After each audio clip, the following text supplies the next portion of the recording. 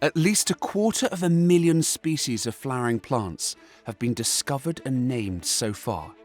And within this bewildering diversity, flowers come in all shapes, colours and sizes. But what are the very biggest flowers on Earth? This is the talipot palm, Corypha umbraculifera.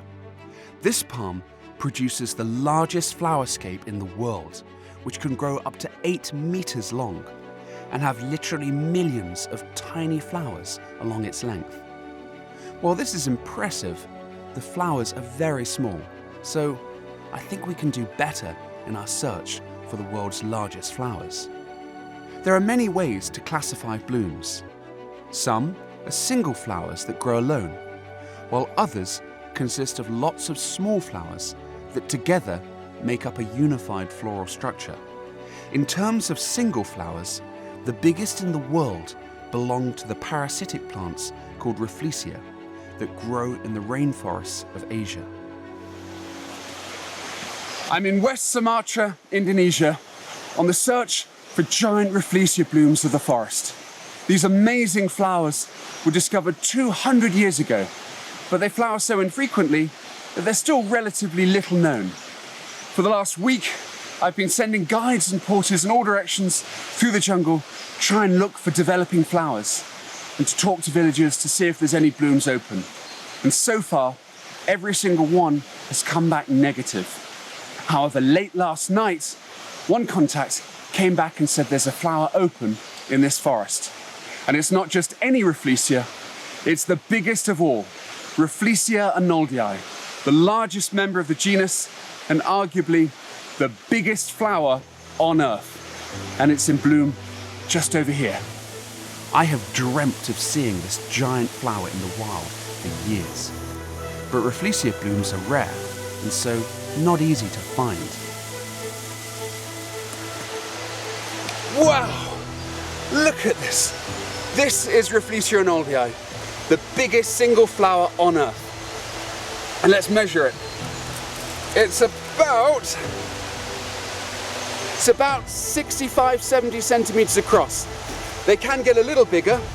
They're often known to be about 80 to 85 centimeters, and some reports suggest even over 1 meter in diameter. But still, it's an amazing flower, and it's meant to resemble a dead corpse. But it has a rather disgusting secret. Rafflesia flowers mimic the rotting bodies of dead animals. You can see it consists of 5 petals that are bright orange and warty. This is meant to resemble carrion, and inside it's got hairs like a dead corpse of some animal. And if I smell it, it's got a strong smell of rotting meat. It's quite incredible. This plant has an amazing life cycle. It's actually a parasite. It has no leaves. It exists as a network of fibrous tissues within a vine called the tetrastigma vine. And once in a while, buds develop. The buds develop over about 9 months to a year and then suddenly burst open, forming this incredible bloom. But the bloom itself lasts for only about 6 to 7 days, then it dies and rots. In exactly the same forests of Sumatra, there grows another giant flower, which is even harder to see than Rafflesia. This plant is called Amorphophallus titanum, or the Titan arum lily. The enormous flowers of this species are bigger than those of Rafflesia, but it's not a single flower. Rather, it's made up of lots of little blooms. Like Rafflesia, the giant flowers of the Titan arum also only last a few days, then they wither and die. So they're very difficult to see in the wild. A friend in Sumatra let me know that this giant flower bud was about to open. So I jumped on a plane and flew out to Sumatra as quickly as I could. Just like Rafflesia, the Titan arum also uses smell as a mechanism to attract pollinators. That these giant flowers evolved side by side is testimony to the power of scent as an attractant. For in these dense rainforests, visual signals like petals are not very effective, whereas scent can travel vast distances, wafted on even the faintest jungle breezes. I can honestly say I have waited my whole life to see this giant flower in bloom in the wild, and I can hardly contain myself with excitement searching for it. And there it is, the Titan arum lily. And it absolutely stinks. I can already smell it from here. Let's go check it out.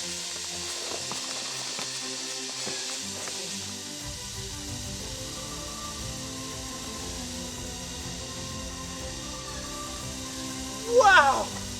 Just look at the size of this thing. This is bigger than I ever imagined. It took me a day or two to fly into Sumatra to reach this flower, and sadly, I think it was a little past its best. The petals had already started to age and curve inwards, but it was still very impressive. The biggest one of these ever recorded stood 3.73 meters tall. This specimen isn't quite that big, but let's find out how big it is. It's so big I can't even reach the top of it. As an approximation, about 3 meters tall.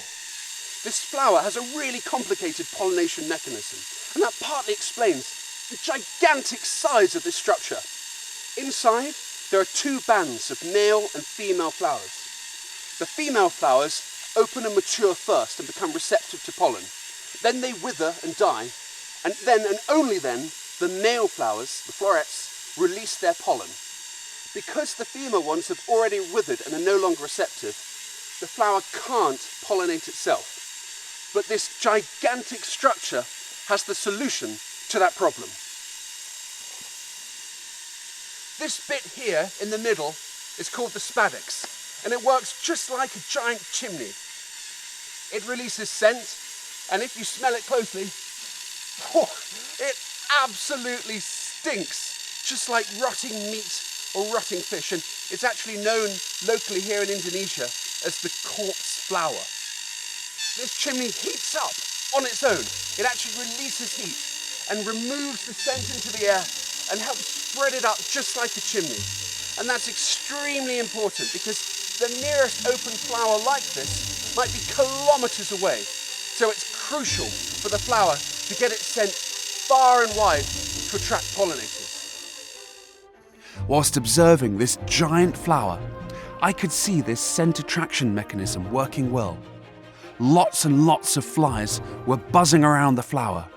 They may have been attracted and flown from kilometers away from the nearest bloom to enable cross-pollination. The leaves of the Titan arum are produced on just as an impressive scale as the flowers.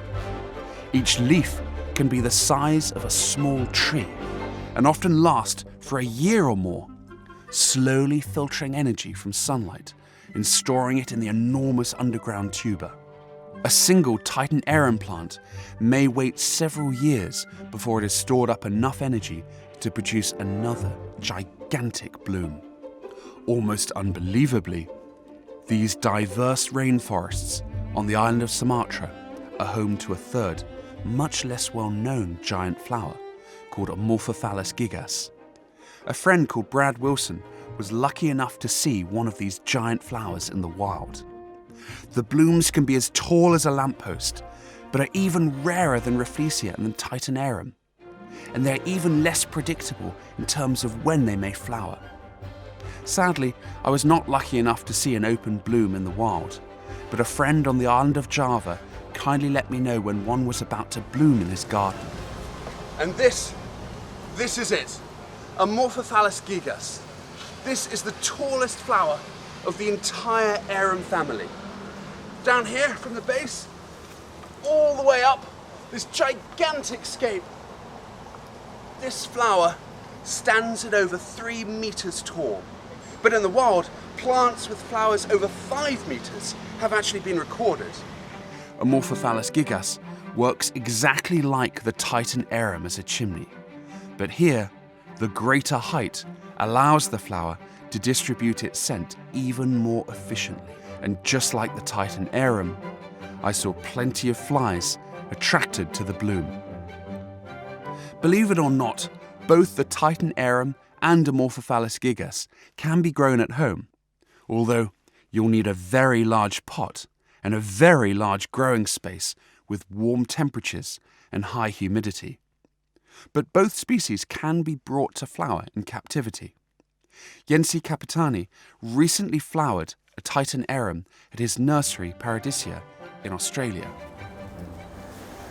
This is my Amorphophallus titanium. We call him Tiny the Titan. He became famous in December 2016 when he produced a flower bud that grew to 1.8 metres tall and 1.1 metres wide. He became an internet sensation. Every TV station came to view him and thousands of people came through over a 3-day period. Understandably though, the very biggest flowers in the world might not be suitable for everybody. The Titan arum has a smaller relative that's really fun and easy to grow at home. There's one just over here. This is Amorphophallus cognac, also known as devil's tongue, because of this large pointy spadix in the middle, said to resemble the tongue of a devil or a monster. This plant is actually really easy to grow at home. All it needs is a large pot to grow it in, and it needs well-trained substrate, and ideally a location where it's not exposed to direct sunlight. It likes a bit of shade. And really surprisingly, it can even be grown outside in the UK. It can survive light frosts and a bit of snow, providing that the corm is deep down enough in the ground not to freeze solid. It's very interesting because it doesn't even need a pot in order to flower. It flowers when the corm is like this.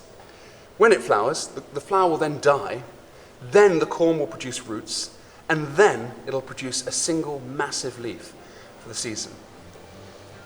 It will take a few years for your plant to get large enough to flower, but it's well worth it.